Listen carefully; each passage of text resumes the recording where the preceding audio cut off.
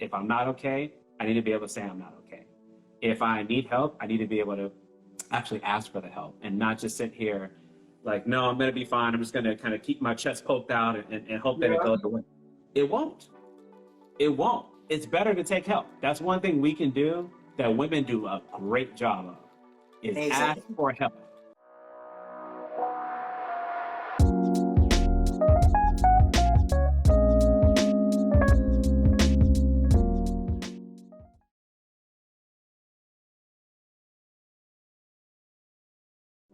But to say we all need that space, right? We all need that space to be able to be honest about it. If I'm not okay, I need to be able to say I'm not okay. If I need help, I need to be able to actually ask for the help and not just sit here like, no, I'm going to be fine. I'm just going to kind of keep my chest poked out and hope that it Yeah. goes away. It won't. It won't. It's better to take help. That's one thing we can do that women do a great job of is ask Exactly. for help. I mean, yeah, 100% agree. But definitely, we should definitely, as men, should learn from that and see and just move away from the idea that like asking for help is it's like making you less of a man or anything like that. If anything, like by you being brave enough to ask for help and admitting that you need it, it shows how strong you are and how like it helps to be an example for the younger generation, because they also, if they never see you cry, they're gonna go into the world and just say like, my dad ever cried, so like whatever happens to me, like people that I lose, like businesses that don't work and whatever, like it's important for them to know that it's okay to feel whatever you're feeling, and that you're not going to be judged for it, and understand that like that's going to be helpful more than actually going to take away from you. It's absolutely necessary. It's necessary, and I'm glad that you mentioned that, and I'm glad that you brought that up, because not enough of us take this step to ask for help, because it's been conditioned in our society, especially Black and brown communities, that if you ask for help, like it's that's you don't do that. I don't even know the verbiage because I completely just remove it. Yeah, no, it's foreign. It's foreign, Yeah, right? but Like, I've heard. You need help What for do what? people say? Exactly, Why? but asking You're for supposed to help figure is it out. it's normal, if that's a word that you want to use. Like it's the right thing to do. Like if your car breaks down, you don't and you don't know how to fix your car, you don't just go and like, let me just start moving stuff around. You go and ask for help from that person, someone that actually knows what they're doing, so you can get your car done. I don't know how other men like similarities brought No, things Carlos, you grab the wrench, you just start beating on the wheels, or you're like smacking the tires. Like, yeah, I think that's how you take this thing off, right? I don't even know about getting the keys and getting the torque wrench and being able to take all this stuff off. You don't know. If you don't know, it's okay. That's the whole point of what you're saying, right? It's completely okay if you don't know what to do. And I would make the point, especially from specifically from an emotional standpoint, right? I'm like, most of the men I know don't know what to do. And I'm not shaming them for not knowing, because guess what? I didn't know what to do for a very long time. So I'm the last person to make you feel bad about it. I want us to be encouraged to say, I don't know. Where do you think I should start? What direction would you point me into? How can I begin? And like we talked about earlier, I think to me, willingness is the big differentiation. Like somebody can give you, I don't have a, well, actually I do a book on it. Somebody can give you a book and all this other information and say, hey, this will help solve all your problems, right? We've all been in situations like this. Somebody's trying to give you game, they're giving you wisdom, they're giving you experience, and you may not be receptive to it at that time. One of the hardest challenges I've had to realize in working with people is you got to be patient. You gotta meet that person where they're at that time. Meaning, if they're resistant to change, the more you push them, the more they're gonna pull away. Some people, unfortunately, have to experience more hardship before they snap out of it. Example, so they can see the value in what you're sharing with them, because they might never even see the value in what you're trying to share with them. Absolutely. So like a lot of the time, like they like you said, like sadly, like, they have to experience more hardship, and we can't force anyone to want to do the healing. They have to be willing to do the work to get better.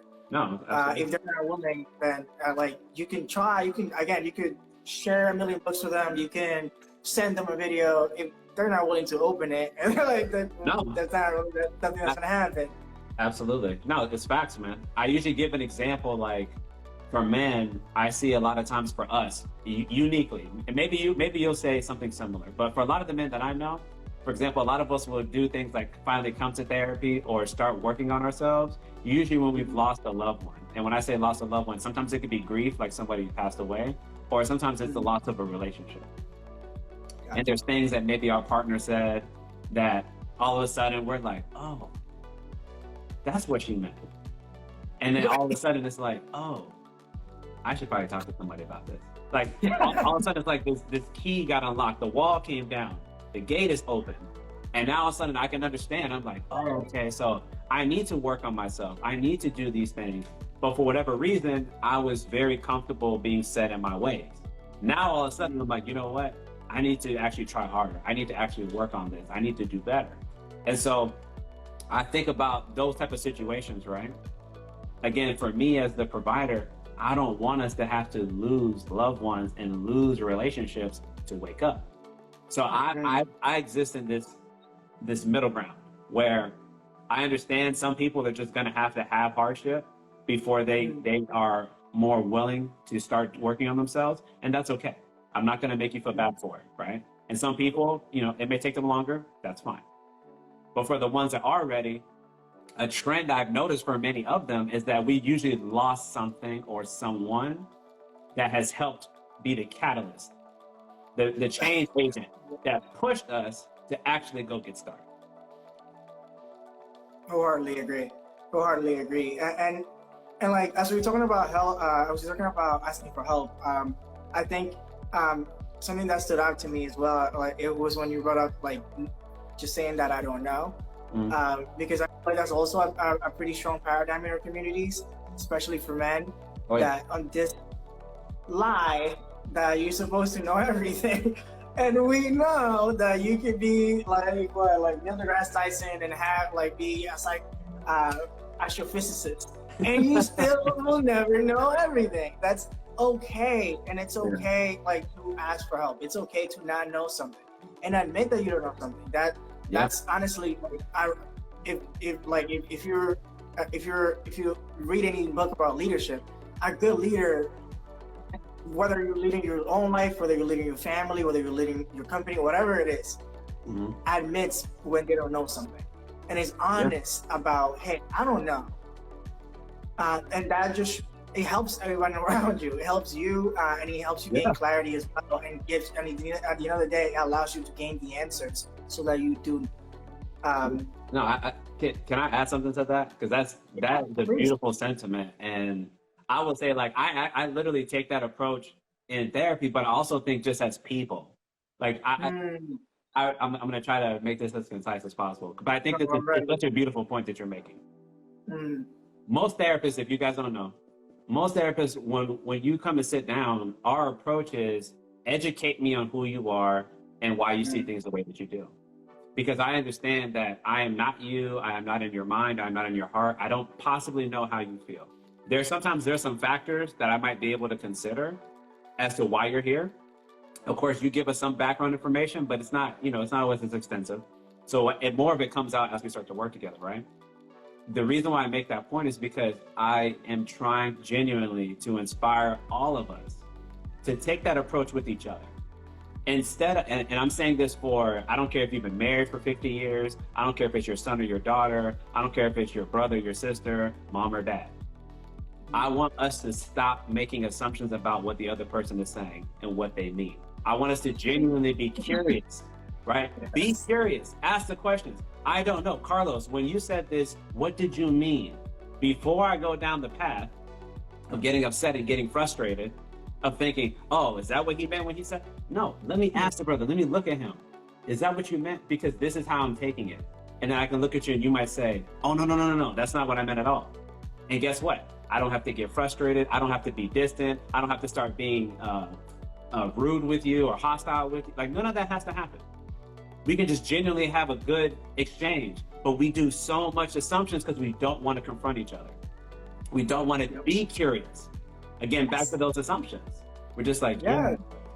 he must have meant that. And we don't even realize, man, the implicit bias is so strong that you think everything that you see is real. Like you think it is exactly the way that you see it. You don't even recognize that I've gone Believe through it. lived Like in your experience. heart, you believe I it. got traumas. Like I've gone through stuff. That's why I see it like that. So I really hope we give each other more grace and more patience. Like, listen, I try my best. I am not perfect. I am not perfect. I just try really hard to always be curious about no matter who I'm dealing with.